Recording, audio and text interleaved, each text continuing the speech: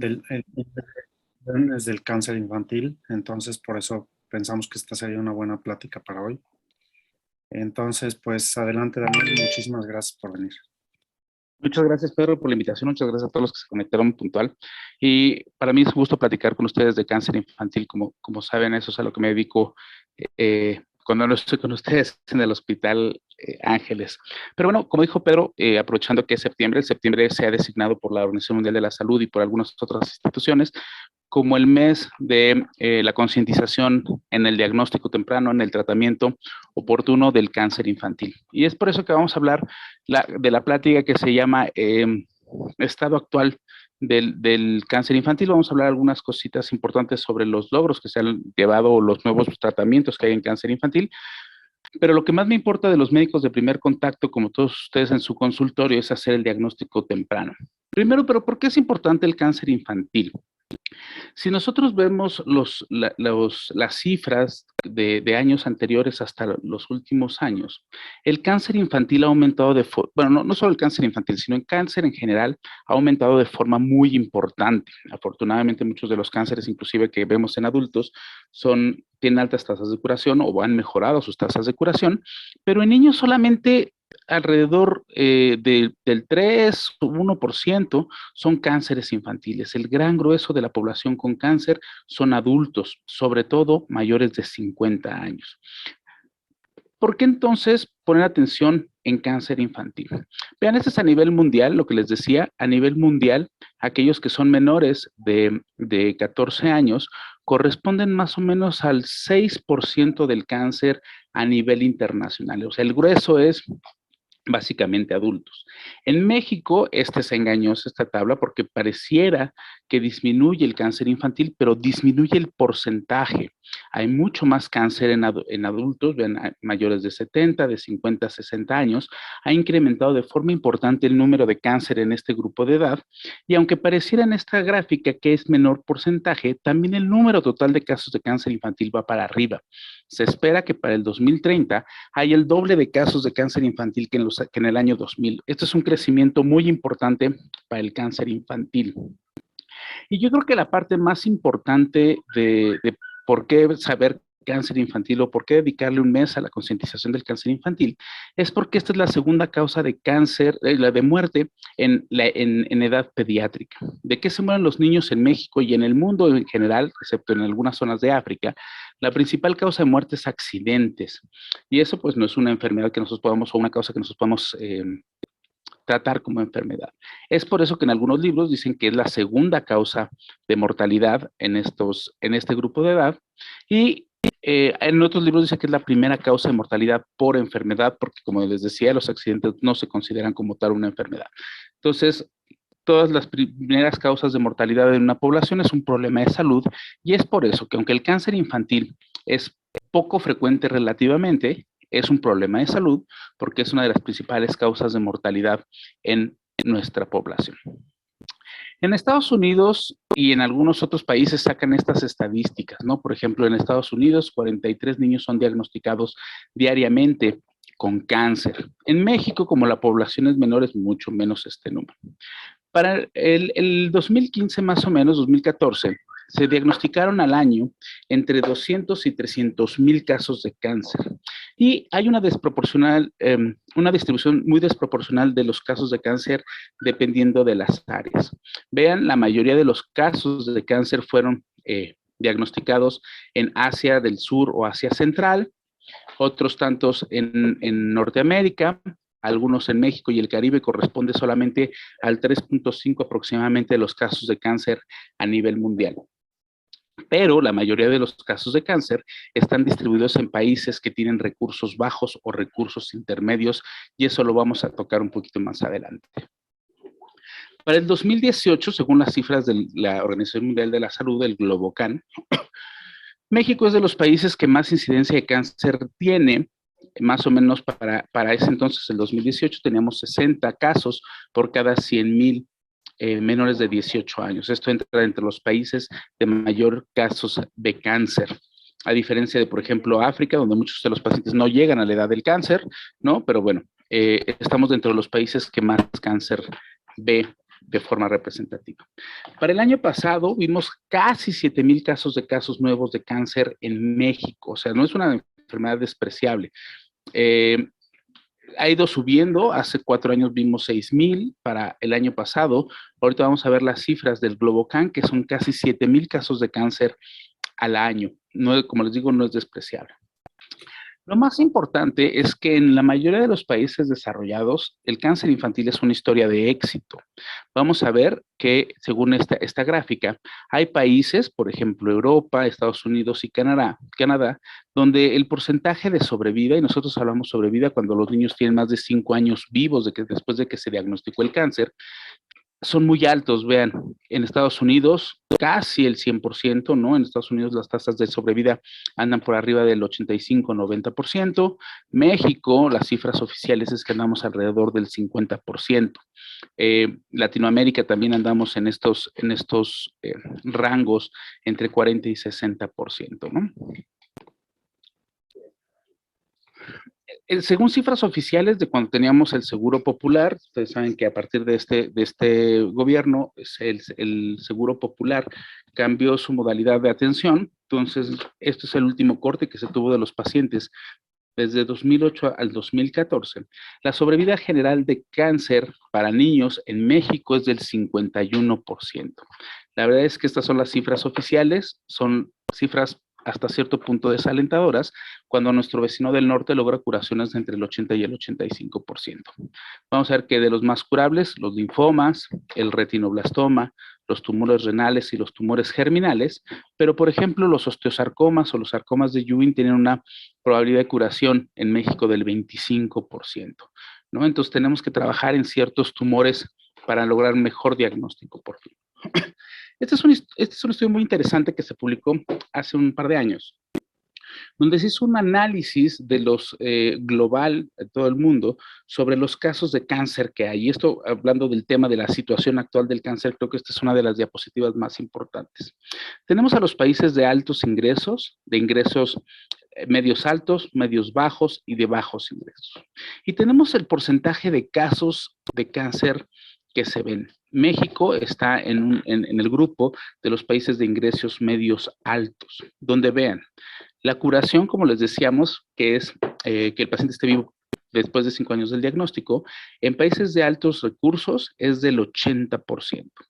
En México y en algunos otros países de ingresos medios altos es alrededor del 50%, en medios bajos es el 20%, en países de bajos ingresos es del 10%.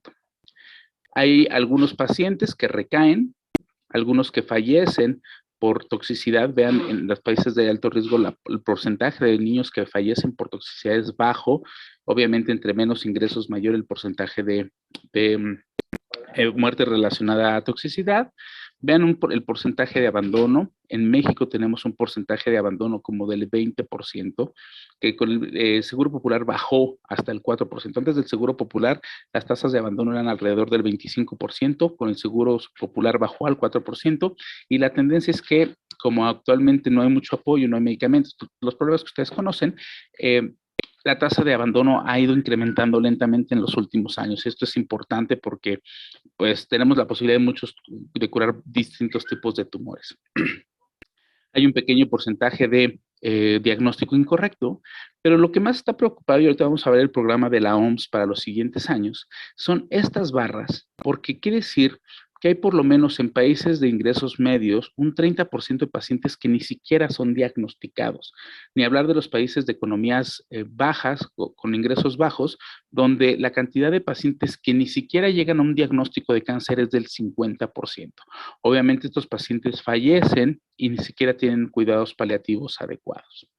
Y es por eso que del estado actual del cáncer es que la Organización Mundial de la Salud tiene un plan que se llama Cure All. Y este programa es muy interesante porque está basado en diferentes pilares.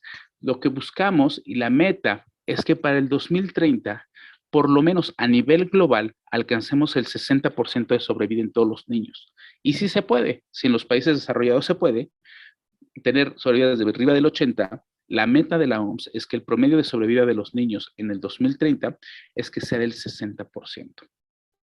Y con esto, lo que se busca es salvar alrededor de 1 millón de vidas secundarias al cáncer infantil adicionales a lo que se tiene actualmente. Lo que se busca, y créanme que es un programa en el que se está trabajando de forma muy importante, es aumentar la capacidad de los países para proveer servicios de salud adecuados para niños con cáncer y priorizar el problema de cáncer infantil a nivel nacional y global.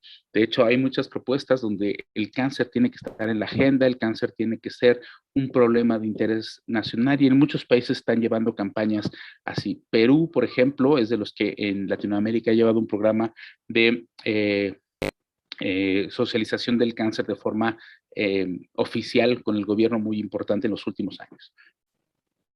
Del 2019 al 2020 empezaron con 10 países. Ahorita la idea del 21 al 23 es aumentar de 18 a 25 países más, buscando objetivos nacionales, analizando los datos y viendo los proveedores de tratamiento para los niños con cáncer a nivel nacional, regional. Ahorita vamos a ver el esfuerzo regional que se está haciendo y obviamente hacer la Organización Mundial de la Salud es a nivel global. Los pilares que se van a utilizar para lograr este objetivo son buscar centros de excelencia donde los niños se refieran a centros que tratan cáncer, buscar una cobertura universal de salud, que México la tenía y hay ahí el INSABI está tratando de hacer algunos arreglos, buscar que los regímenes de tratamiento estén adecuados al país y a la región y a la tecnología que se tiene y la evaluación y monitorización de estos puntos. Buscando apoyo financiero, apoyo del gobierno, se logra esto.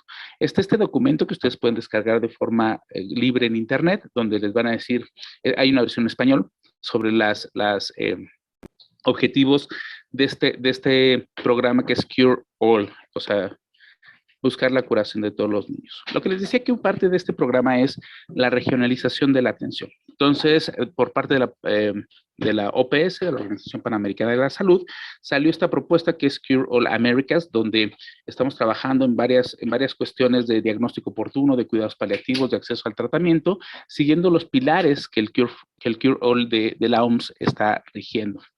Al final ahorita les comparto algunos trabajos que estamos haciendo.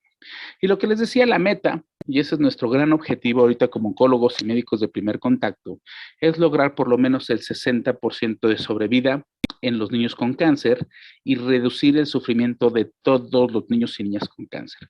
Y es por eso que uno de los programas más importantes de Cure All es el programa de cuidados paliativos para los países de bajos recursos, porque si no lo podemos curar, por lo menos que el niño tenga una atención y un diagnóstico de cáncer por ese porcentaje tan grande que veíamos de los niños que no tienen ni siquiera un diagnóstico. Y algo de lo que tenemos que trabajar justamente siguiendo este programa de Cure All es en el diagnóstico oportuno. Cuando nosotros hacemos la recapitulación de la atención de un niño con cáncer, tenemos que ver diferentes tiempos, desde que inició los síntomas hasta que tiene el contacto con el primer médico, puede ser un médico general, puede ser su pediatra, puede ser un personal de enfermería, y él lo refiere al paciente, al oncólogo pediatra. El oncólogo pediatra, junto con el equipo multidisciplinario, hacemos la confirmación del diagnóstico y se inicia el tratamiento. Esto es lo que se le llama el intervalo total de diagnóstico oportuno. Desde el inicio de los síntomas hasta que acuden al primer profesional de la salud, es un intervalo que depende del paciente y de eso depende las campañas que se tienen en muchos sitios de concientización de los signos tempranos de cáncer, ¿no? Hasta en el metro están los muñequitos de la Secretaría de Salud, muchas fundaciones tienen sus carteles y sus spots sobre búsqueda de síntomas tempranos. Eso depende del paciente, darse cuenta de los papás que el niño está enfermo. Luego viene el contacto inicial con el profesional de la salud y este se llama intervalo de referencia. Yo sé que nadie de ustedes, ni yo tampoco, obviamente al ser oncólogo pediatra, queremos que ningún niño tenga cáncer. Y por eso a veces, aunque hay algunos datos que sugieran cáncer, tratamos de darle la vuelta, ¿no? Seguramente es alguna cuestión infecciosa, seguramente este niño no es cáncer, tiene alguna otra cosa. Y entonces, como profesionales de la salud, damos muchas vueltas al diagnóstico de cáncer. Entonces, o por el otro lado, van con el primer médico, el niño no mejora, va con un segundo, va con un tercero, y cuando llega con el tercero o cuarto médico, el cuadro clínico de cáncer es tan evidente que la referencia puede ser tardía. Una vez que es valorado en un centro de oncología pediátrica, el intervalo de diagnóstico en lo que se hacen los estudios, se decide la cirugía, se tiene el reporte de patología, y una vez que tenemos el reporte de patología, el inicio del tratamiento. El más corto siempre es el inicio del tratamiento. Hay niños que tenemos el diagnóstico en un día y en la tarde están iniciando el tratamiento.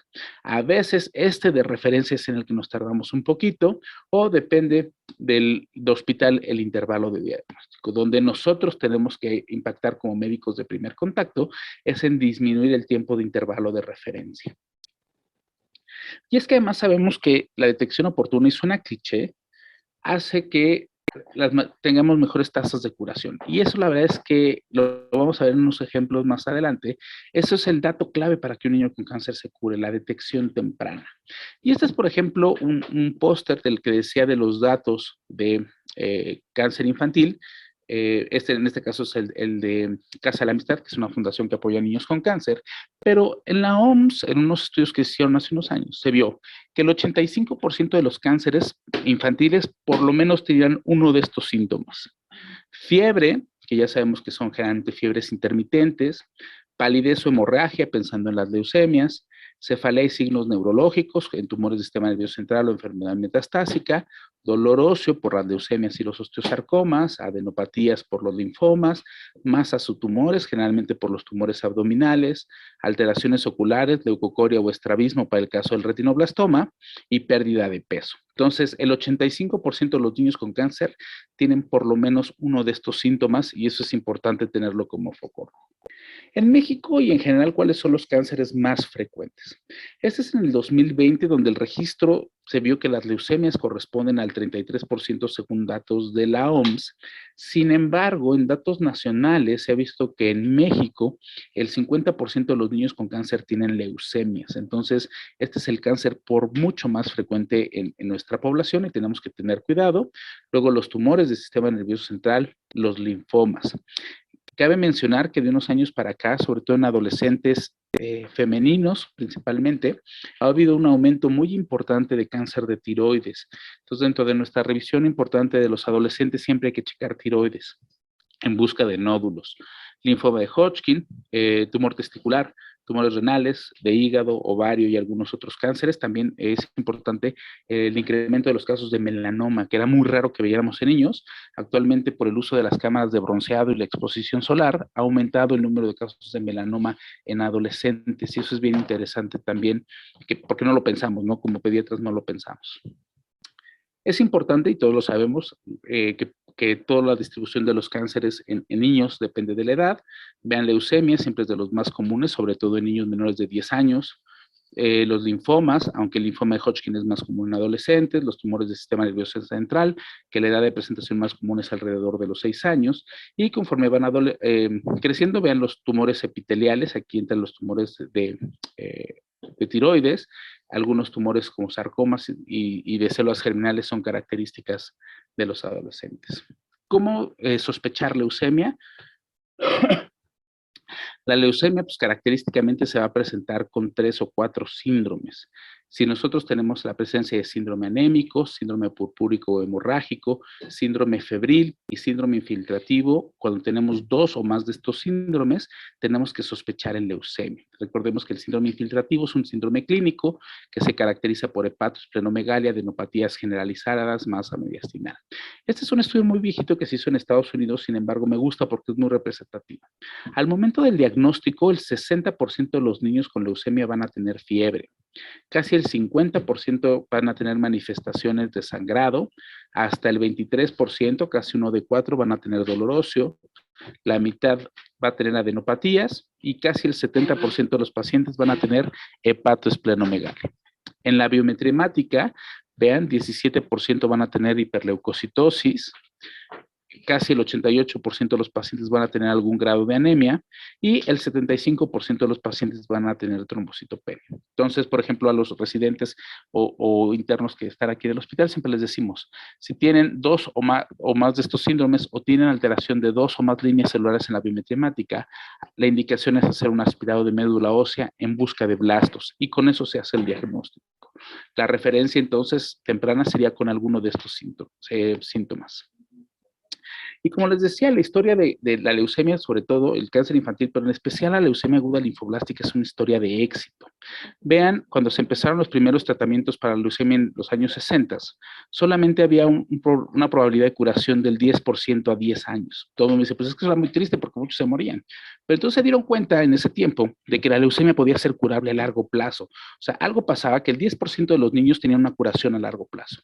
Se empezaron a hacer nuevos tratamientos y el esquema de tratamiento que se empezó a implementar logró hacer que para aquellos pacientes que fueron diagnosticados en el 2000-2010, tienen una posibilidad de curación por arriba del 95% en países desarrollados. Y esto es muy importante porque la leucemia es una de las enfermedades más curables que tenemos y que además es muy común en niños. O sea, hay medicamentos, hay forma, hay protocolos que podemos hacer que los niños con leucemia puedan tener estas tasas de curación por arriba del 95%. Digo, afortunadamente el hospital tiene muchos recursos ustedes para citometría, para algunas otras cosas, para hacer el diagnóstico rápido. En México, por el Seguro Popular, se utilizaba un protocolo homogéneo para todo el país. En el 2017 se hizo un análisis y utilizando el protocolo, que además es basado en la experiencia de Estados Unidos, se tenía una sobrevida alrededor del 60% a 10 a 13 años. Entonces, a pesar de utilizar el mismo protocolo con los cuales en Estados Unidos tenían sobrevidas por arriba de 85%, en México no logramos eso. Una por el diagnóstico tardío y otro es por las complicaciones que se tienen en los pacientes.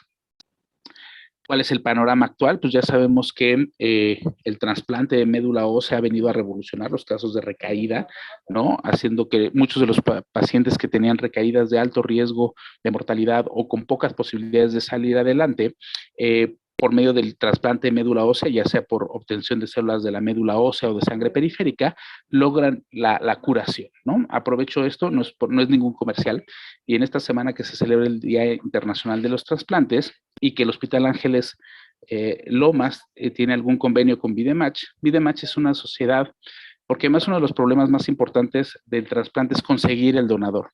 Entonces, Vidematch lo que está haciendo es un registro de probables donadores. Entonces, se hace una muestra de saliva, se sacan los HLAs y se hace un banco de HLAs. Entonces, en caso de que alguien sea compatible de esa lista, se le comunica por teléfono y se puede hacer la donación de médula ósea o de sangre de células progenitoras.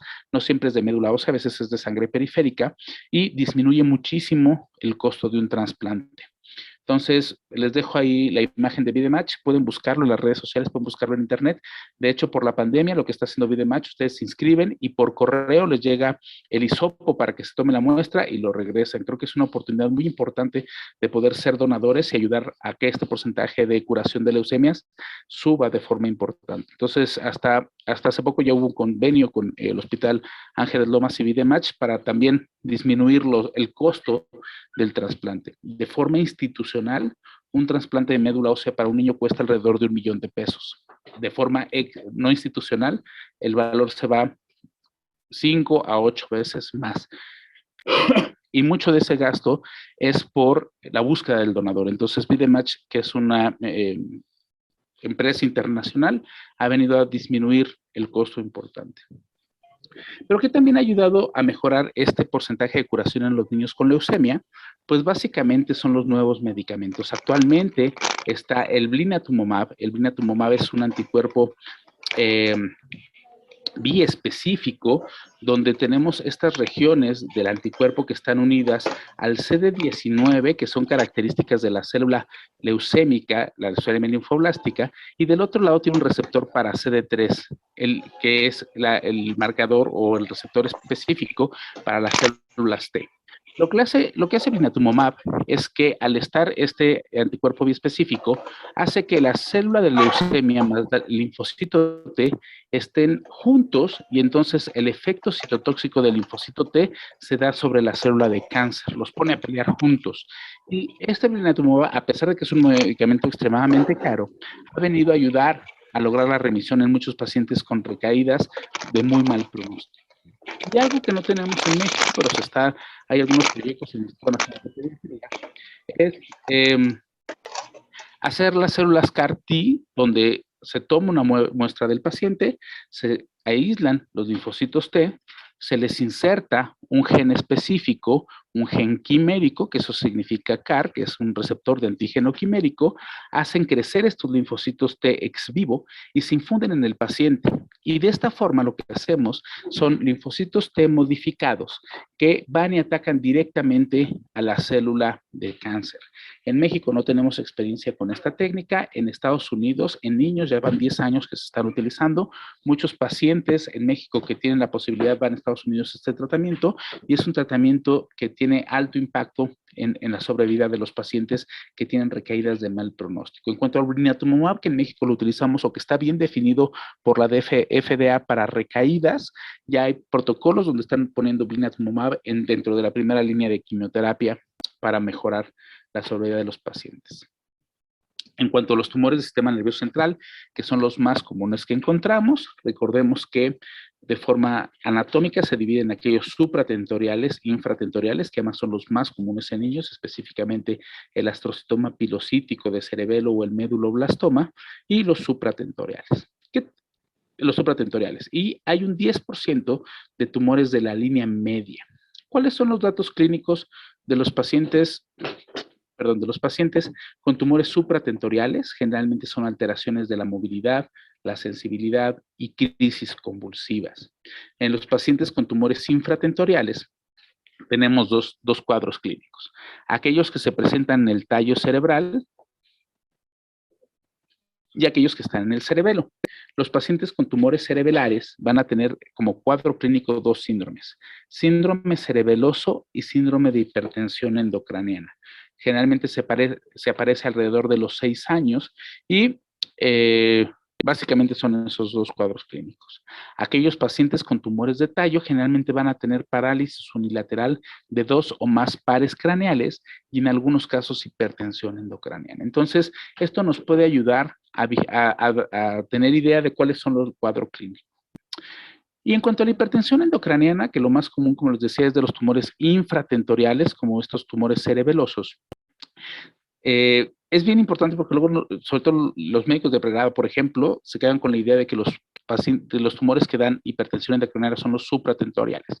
Pero recuerden que el drenaje de líquido cefalorraquídeo se da cefalocaudal de los ventrículos laterales al tercero y del tercer al cuarto ventrículo. Una vez que hay un pequeño crecimiento del volumen en el cerebelo, obstruye el paso del líquido cefalorraquídeo, el líquido se acumula de forma importante supratentorial y se dan las manifestaciones de hipertensión endocraniana. Recordemos que siempre la triada que conocemos es cefalea, vómitos en proyectil, más visión borrosa por diplopia.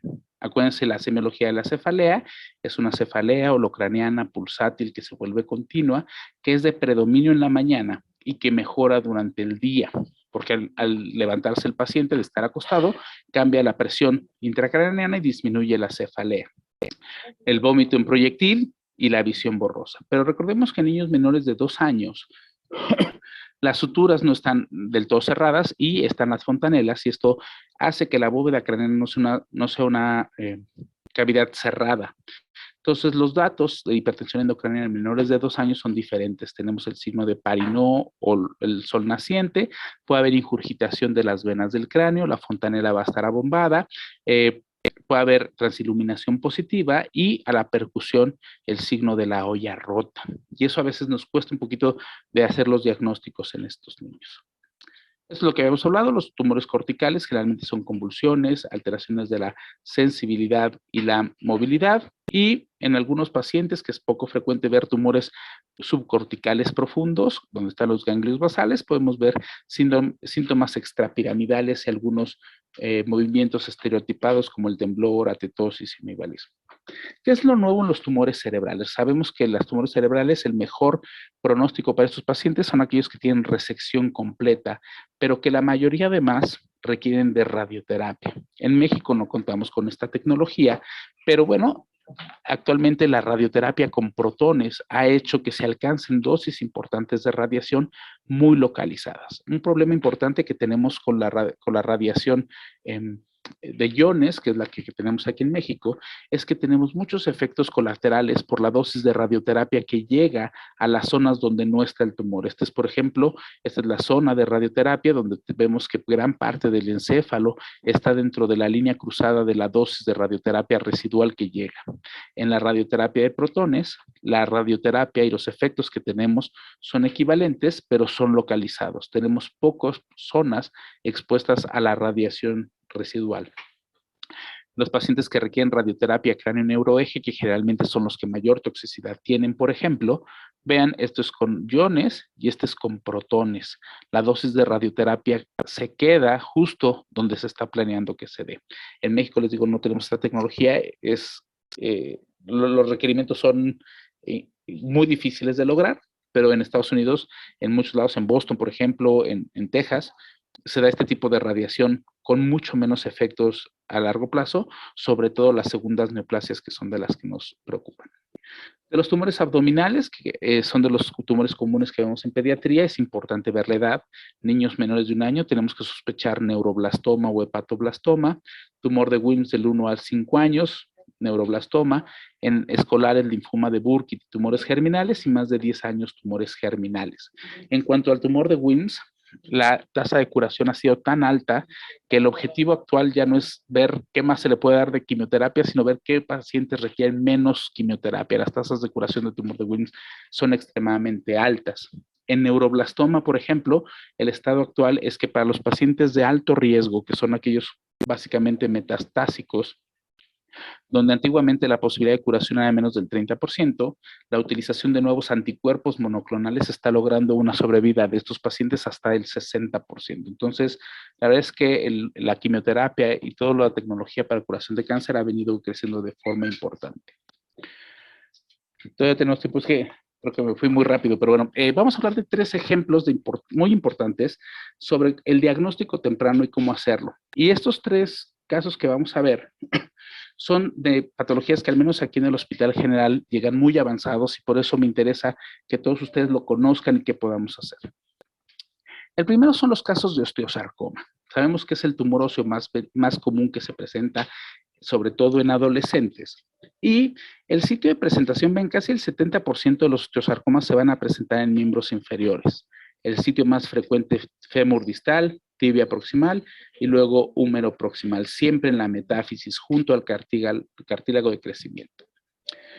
Este es el caso de una paciente que tuvimos aquí. Vean, esta es su pierna derecha, este es donde encontramos el gran tumor en fémur distal izquierdo. Y es que el cuadro clínico del osteosarcoma inicia por dolor. Más o menos 2 o 3 meses antes de que empecemos a ver el aumento de volumen va a haber dolor. Este dolor es localizado. El paciente te dice, me duele aquí, y donde te señalan es donde en la radiografía o en la resonancia vemos la alteración. Empieza a ser un dolor que se relaciona al movimiento, pero después es un dolor constante y que generalmente los despierta en la noche. Este es un dato muy importante para sospechar dolor por malignidad. El dolor los despierta en la noche. Y yo siempre les digo, los adolescentes no quieren ir al pediatra. Si van por dolor, hay que hacerle caso y no hay que decirle, tómate ibuprofeno, tómate alguna otra cosa. Generalmente esto se da de semanas a meses. Y característicamente, el osteosarcoma no da síntomas sistémicos, no da fiebre, no da pérdida de peso, a menos de que ya sea algo muy avanzado. Cuando nosotros vemos el aumento de volumen, es ya tardío. Empiezan con el dolor, que ya habíamos dicho de estas características, luego pérdida de la función, empiezan con claudicación o alteraciones de la marcha, y por último el aumento de volumen. El objetivo es encontrarlos cuando tienen dolor. Yo les digo a todos los médicos de primer contacto que veo, adolescente con dolor en la rodilla es igual a placa AP y lateral comparativa. La mejor forma de que ustedes pueden ver si hay alguna alteración en el hueso va a ser checando el contralateral. Entonces traten de cuando tengan un adolescente que va por dolor y los despierten en la noche, es un dolor constante, no le den vueltas, tómenle una radiografía y salimos de dudas. Porque sabemos que la mayoría de los pacientes, al menos en nuestro medio, van a terminar con una cirugía mutilante o con una cirugía deformante. Esta es una rotoplastía que se ve poco en los pacientes con osteosarcoma, que se ve realmente aparatoso, pero les funciona muy bien porque el tobillo les funciona como rodilla cuando tienen la prótesis. Pero bueno, lo que tenemos que evitar es que estos pacientes lleguen a estas cirugías mutilantes y tratemos de lograr salvamento de la extremidad, que además ayuda a los adolescentes a ganar la confianza, a tener mayor funcionalidad y demás. Y es que la mayoría de nuestros pacientes, más o menos el 70% de nuestros pacientes, llegan con datos de metástasis al momento del diagnóstico. El principal sitio de metástasis es el pulmón. Y vean las tasas de mortalidad. Aquí, esta es una curva de Kaplan-Meier, donde a 10 años la probabilidad de que los niños que tienen metástasis sea alrededor del 30%. Y si no tienen metástasis, la sobrevida sube al 70%. El objetivo en osteosarcoma es detectar a los pacientes antes de que tengan metástasis por imagen para nosotros poder lograr mejores tasas de curación. ¿Cómo podemos hacer el diagnóstico temprano? Como les decía, con la radiografía. Nosotros en cualquier sitio es muy fácil obtener una radiografía, no es cara y podemos ver algunos otros datos. Recuerden que el osteosarcoma siempre va a estar junto al cartílago de crecimiento. En cuanto a la reacción perióstica, podemos tener una reacción perióstica perpendicular, la que conocía como rayos de sol, o el triángulo de Codman, que son característicos de osteosarcoma, y bueno, las capas de cebolla de Ewing. También vamos a ver lesiones permeativas, donde no vamos a ver un borde bien definido. Yo les digo a los residentes y a los internos que el hueso es muy fácil de ver. Hay una línea que lo define muy bien. Aquí vemos cómo se levanta la cortical dando este triángulo de Codman. Pero si seguimos la cortical, llega un momento como si con el dedo le borráramos la cortical. Este se llama pérdida de la cortical y es el dato más temprano de osteosarcoma. Además del triángulo de Codman, podemos ver esta reacción perióstica perpendicular como en rayos de sol. Y cuando el tumor ya está muy avanzado, vamos a ver esta imagen que infiltra los tejidos blandos como si fuera nube o algodón de azúcar. La idea es encontrar a los pacientes cuando tienen pérdida de la cortical. Otro de los tumores que es importante que veamos, y ahorita les voy a decir por qué, son los tumores testiculares. El cáncer testicular es la causa más común de cáncer en adolescentes y adultos jóvenes de 14 y 44 años. Es lo más común de los cánceres en hombres a esta edad. Y la frecuencia ha aumentado de forma muy importante. Entonces, cáncer testicular es otra de las cuestiones que nos interesan, sobre todo en adolescentes. Y estos casos son de adolescentes, porque además de todos los niños con cáncer, los que más se nos mueren son los adolescentes por diagnóstico tardío, por la biología del tumor y por el abandono tan alto que hay en este grupo de edad. Vean la incidencia, México es uno de los países con incidencias no tan altas. Vean Estados Unidos, Canadá, Argentina, Australia, Europa, tienen mucho más casos de cáncer, pero vean la mortalidad que tiene en México. Es de los países que más se mueren por cáncer, de los niños que tienen cáncer testicular, de los que más se mueren. Por eso es muy importante que a pesar de que no tenemos tanta incidencia de cáncer testicular, tenemos que bajar esa mortalidad. Generalmente es un aumento de volumen indoloro, por eso no le prestan atención los adolescentes. Además, como es un área genital, muchas veces hay un tabú de platicar esto. Hay una sensación de escroto ocupado y cuando nosotros lo revisamos, esta es una transiluminación que es positiva. En el caso del tumor debiera de ser negativa, ¿sale? Pero el problema de los adolescentes es que no les gusta hablar de que tienen un problema testicular y justamente llegan con nosotros cuando tienen volúmenes testiculares muy altos y en algunos casos se pueden complicar con torsión testicular y esa sí es una urgencia por la que van, pero muchas veces los niños, nos pasa con los adolescentes, empiezan a utilizar pantalones más amplios o siempre andan de pants porque no quieren que nadie se dé cuenta de que el testículo está elevado. Tenemos que tomar ultrasonido, tenemos que tomar marcadores, alfa-feta, beta-gonadotrofina y DHL, pero lo más importante es que muchos de estos niños, porque no tienen este diagnóstico oportuno, llegan por enfermedad metastásica. Hemos tenido pacientes que llegan por tos, les tomamos la radiografía y encontramos estas lesiones características en balas de cañón. Estos son pacientes que hemos tratado aquí en el hospital por tumor testicular.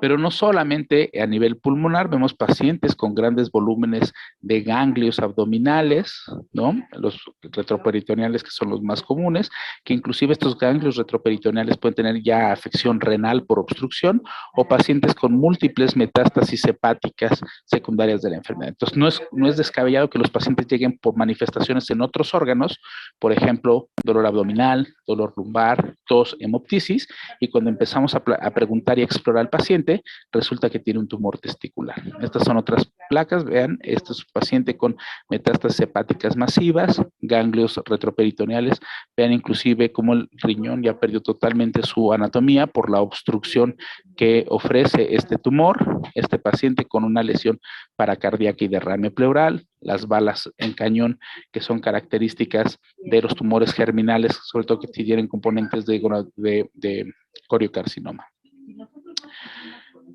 Lo más importante es que tenemos que hacer el diagnóstico temprano. Vean cómo las tasas de metástasis a distancia son mucho más altas en esta edad, en los adolescentes comparados con los niños más pequeños, donde la mayoría son enfermedades localizadas, ¿no? O en algunos otros adultos donde les importa más el malestar de los testículos y entonces acuden a valoración mucho más temprana. Pero lo más importante es que si nosotros encontramos un tumor estadio 1, que quiere decir que fue totalmente resecado, sin enfermedad metastásica y con marcadores normales, la sobrevida es del 100% sin necesidad de quimioterapia. Aún así, si tenemos pacientes con estadio 4, que son metástasis a distancia, tenemos que lograr una sobrevida del 83% con quimioterapia, pero generalmente la quimioterapia para tumor testicular conlleva un montón de efectos adversos como esterilidad, insuficiencia renal, hipoacusia y algunas otras. Entonces, lo que tenemos que buscar es hacer el diagnóstico oportuno. ¿Y cómo lo vamos a hacer el diagnóstico oportuno? Pues básicamente con la exploración. Tenemos que decirle a todos nuestros adolescentes que tienen que hacer una autoexploración testicular, que así como se ha llegado el cambio en las mujeres, donde ya se sabe que todas las mujeres, y es muy común que las mujeres en su práctica hagan la exploración mamaria, tenemos que decirles, sobre todo a partir de los 14 años, a todos los hombres que deben de hacer la autoexploración. Idealmente se tiene que hacer durante el baño con una ducha caliente y se debe de explorar toda la superficie de los testículos. Este es un video de Manscaped, pero que trabaja con la Sociedad de Cáncer Testicular de Estados Unidos, y se puede descargar una aplicación que se llama Ball Checker, donde los adolescentes en su smartphone bajan esta aplicación y se calendariza y una vez por mes les recuerda que tienen que hacer la exploración testicular. Viene un video de cómo hacerla y algunos otros datos de qué es lo que tienen que buscar. Entonces, sé que muchas veces en la consulta, como van con los papás o va la mamá, nos cuesta trabajo hacer la exploración testicular, pero por lo menos tenemos que preguntar si no hay ningún problema, cambio o hacer el interrogatorio. Idealmente, la exploración de los tumores testiculares en todos los pacientes, pero si no, por lo menos explorar si hay algo ahí. Por último, el retinoblastoma, que es un tumor muy importante. Sabemos que es de los tumores, es un tumor poco frecuente, pero es el tumor intraocular más común, donde el cuadro clínico generalmente se da por leucocoria, ¿no? Que es el 80% de los niños con retinoblastoma van a presentar leucocoria. Puede haber estrabismo. Digo, estos ya son casos muy avanzados donde el diagnóstico es evidente, ¿no? Y es que generalmente lo que estamos acostumbrados es que los pacientes con retinoblastoma tienen que llegar en nucleación, es una cirugía mutilante, ¿no? Que requiere prótesis, necesitamos trabajar con la psicología del paciente y algunas otras cosas, pero lo más importante es que si nosotros hacemos un diagnóstico temprano del retinoblastoma, vamos a poder lograr el salvamento del ojo, que esa es nuestra más importante idea o nuestro principal objetivo. Digo, obviamente preservar la vida, preservar el órgano y preservar la función. Y es que si nosotros hacemos diagnósticos en estadios tempranos, esa es la clasificación internacional, vean, el grupo A son tumores pequeños adosados a la retina, el grupo B son tumores más grandes adosados a la retina, C y D son tumores mucho más grandes con siembras vítreas importantes, vean el grupo D, estas siembras que parecen copos de nieve, y el grupo E es un tumor extenso que requiere nucleación. Hay algunos pacientes donde el tumor sale y está en la órbita y hay algunos pacientes donde hay metástasis al sistema nervioso central. Cuando el retinoblastoma está dentro del ojo, la posibilidad de curación es del 95%. cuando tenemos infiltración al sistema nervioso, la probabilidad de curación es menos del 10%. Y ese cambio en el porcentaje tan importante, obviamente depende del diagnóstico oportuno.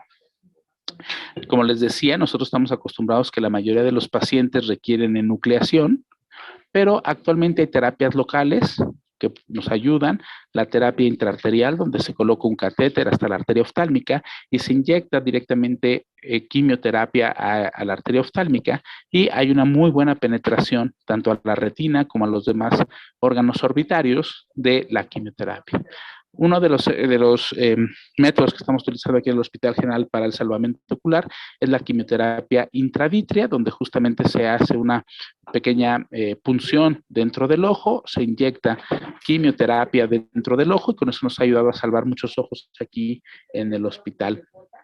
Entonces, la idea de hacer el diagnóstico temprano es salvar el ojo. Hay forma como hacerlo, pero el porcentaje de salvamento en grupos D y E es realmente bajo. Por ejemplo, aquí en el Hospital General, todos los niños con retinoblastoma están por lo menos enucleados de un ojo. Tenemos que trabajar en hacer el diagnóstico oportuno. ¿Cómo se puede hacer el diagnóstico oportuno? Básicamente con la búsqueda del reflejo rojo. En la Academia Americana de Pediatría dice que todos los niños menores de 5 años, hay algunos otros documentos que dicen que en los menores de 3, tenemos que hacer la búsqueda del reflejo rojo. Y justamente, más o menos a 1 metro de distancia, en un cuarto que debe estar generalmente a media luz, lo que tenemos que hacer es enfocar el oftalmoscopio para ver. Vean cómo la luz cae justamente de forma en los 2 ojos. Buscamos que el niño voltee a vernos de cualquier forma, y lo que tenemos que ver es que las pupilas estén simétricas en color. Algo que se está recomendando es que todos los niños, antes de ser egresados de la cuna, también se les haga la prueba del reflejo rojo. Y no solo para buscar retinoblastoma, sino también ayuda a diagnosticar, por ejemplo, catarata congénita, algunas otras infecciones por TORCH y algunas otras alteraciones oculares. Digo, obviamente, yo como oncólogo el que más me interesa es el retinoblastoma, pero hay algunos otros. Entonces, lo que nosotros tenemos que ver con la búsqueda del reflejo rojo son que las pupilas se deben de ver con este reflejo simétrico. Eso es normal y no requiere mayor evaluación. Pero puede estar asimétrica, o puede haber estrabismo, o se ve la leucocoria, o no se ve ese reflejo, y eso tenemos que referirlos urgentemente al oftalmólogo. Hay esta aplicación que ustedes pueden bajar a sus teléfonos, donde también nos ayuda a detectar la leucocoria. No siempre es tan eficiente. Yo a todos los pacientes que llegan se los hago, y a veces cuesta un poquito de trabajo. La recomendación actualmente es que le digan a las mamás de sus pacientes que lo descarguen, y hay una opción donde se puede buscar y escanear en todas las fotografías del celular. Entonces la mamá escanea todas las fotos del celular que tiene de su bebé, y entonces puede detectar ahí la leucocoria. Esta es una paciente que nosotros tuvimos, le apliqué esta prueba y ahí vemos el ojo blanco, ¿no? Ahí sale este recuadro donde dice blanco cuando encuentra la leucocoria. Pero bueno, como les decía, estos son algunos ejemplos. Tenemos que trabajar en todos los demás casos. El objetivo de la OMS, el objetivo de todos nosotros es curar a más niños, pero tratar a todos, que todos los niños tengan una atención oncológica. Eso también debe ser de nuestro objetivo. Estos son algunos recursos que ustedes pueden encontrar en línea para diagnóstico oportuno. Este es un documento que pueden descargar por PDF sin ningún problema de Google, donde se hace una semaforización de los datos de cáncer. Antes lo hacían los profesores, pero pues mandaban a un montón de pacientes con sospecha de cáncer. La idea es que por medio de esta semaforización los médicos de primer contacto detecten cuáles son los síntomas que se pueden mandar inmediatamente a valoración. En este proyecto que les decía, Cure All Americas, estamos trabajando ahorita para sacar un nuevo manual de diagnóstico temprano junto con la Organización Panamericana de la Salud, y aprovechando, los invito a este curso que se acaba de dar a conocer en la página de la OPS. Es un curso de diagnóstico precoz de cáncer en niños y adolescentes, justamente en este esfuerzo de Cure All Americas para poder lograr el diagnóstico oportuno para médicos de primer contacto, enfermería y todo aquel que esté interesado en lograr el diagnóstico oportuno. Les agradezco muchísimo su atención, agradezco el interés de ustedes en el cáncer infantil y sobre todo en estas actividades que tienen que ver con el mes de concientización del cáncer infantil. Les agradezco mucho su atención y bueno, estoy abierto a cualquier pregunta que puedan tener. Muchas gracias, Daniel. Pues la verdad es que creo que fue muy interesante. No sé si alguien tenga preguntas, algún comentario que quieran hacer. Gaby. Buenos días, Daniel. Ah, doctor Sion, Buenos perdón. días, Pedro. Daniel, muy interesante la plática y es singular el época que vivimos. ¿Podrías darnos alguna idea de la estadística que se ha dado a partir de la institución del INSABI relacionada al cáncer infantil?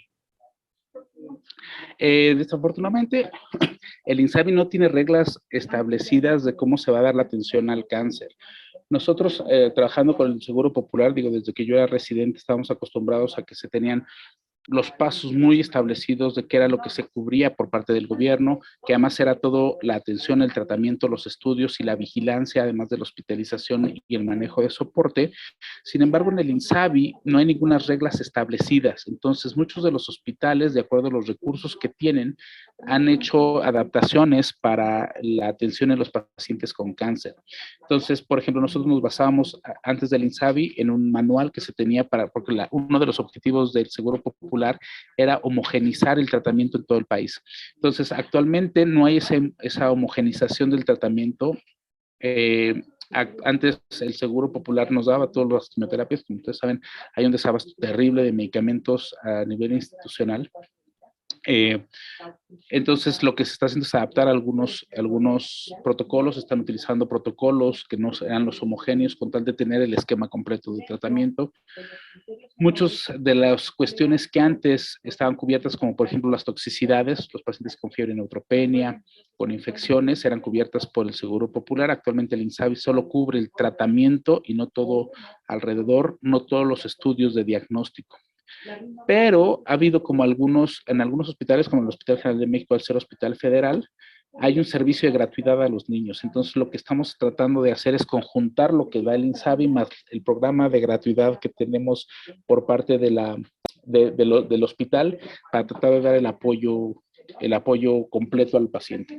Recordemos que, bueno, ustedes como pediatras lo saben, muchos de los papás que vienen son papás jóvenes, ¿no? Tenemos pacientes, papás de 18 años que tienen niños de 3 años con cáncer, que no hay salario que alcance en este país para poder tratar de forma adecuada a los pacientes. Entonces, lo que estamos haciendo, o al menos en el Hospital de México, sé que en el Juárez y en algunos otros hospitales, es aprovechar ese programa de gratuidad y sacarle el mayor provecho a lo que nos da INSABI para tratar de que el tratamiento de los pacientes sea sin costo, pero no está fácil.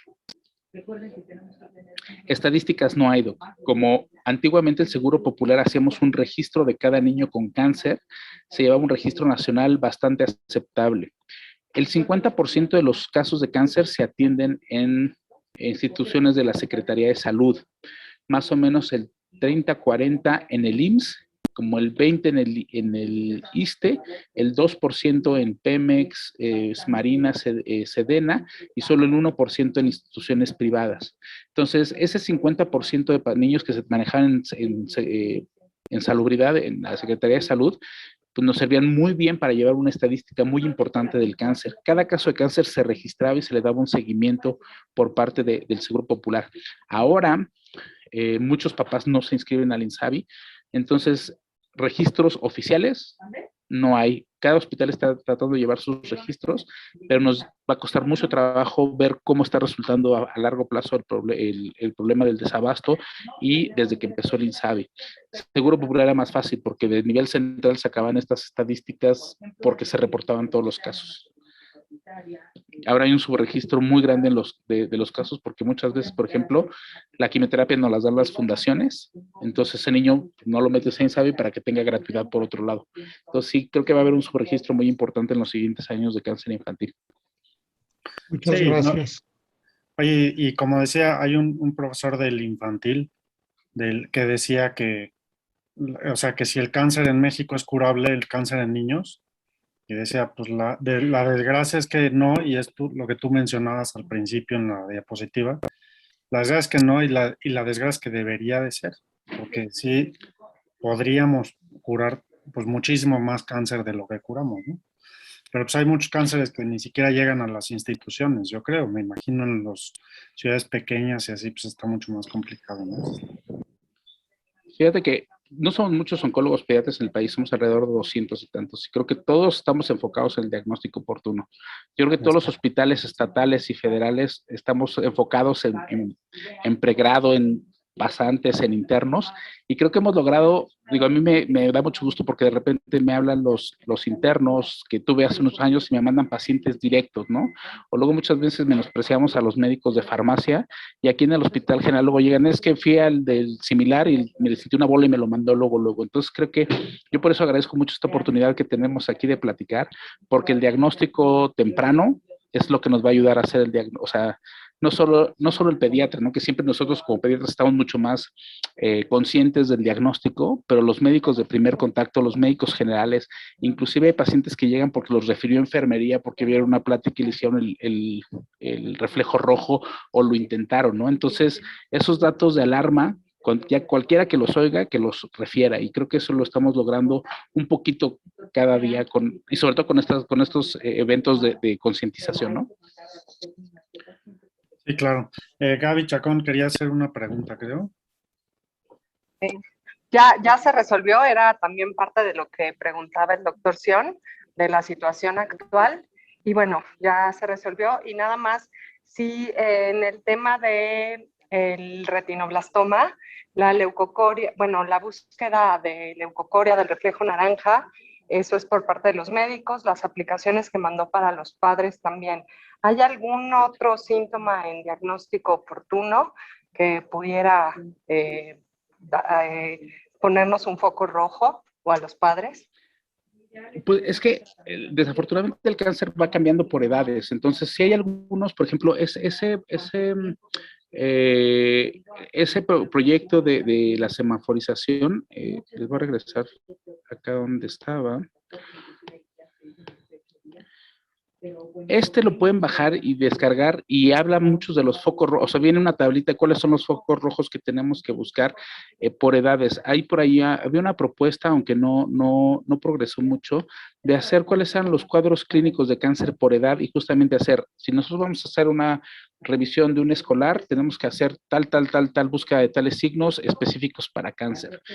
Yo sé que todo esto viene siendo la consulta más larga, pero podemos tener en cuenta, y creo que sería bueno retomarlo ahí con algunos otros oncólogos que se está trabajando, hacer esta semaforización por grupos de edad, ¿no? Menores de 1 año, buscar neuroblastoma con tumores abdominales, buscar el reflejo rojo. En pacientes escolares, buscar datos neurológicos para cerebelosos para tumores cerebrales, en adolescentes linfoma, tiroides, melanoma y estos que son más comunes, pero creo que puede ser una buena idea retomarlo y si progresas se los compartiré con mucho gusto.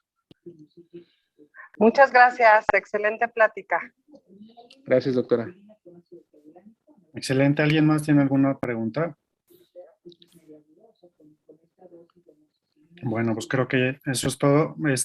Daniel, muchísimas gracias. Estuvo excelente la plática. La vamos a subir al canal y a ver si hacemos una como para público en general, que también estaría muy bien, ¿no? Con todo gusto, Pedro.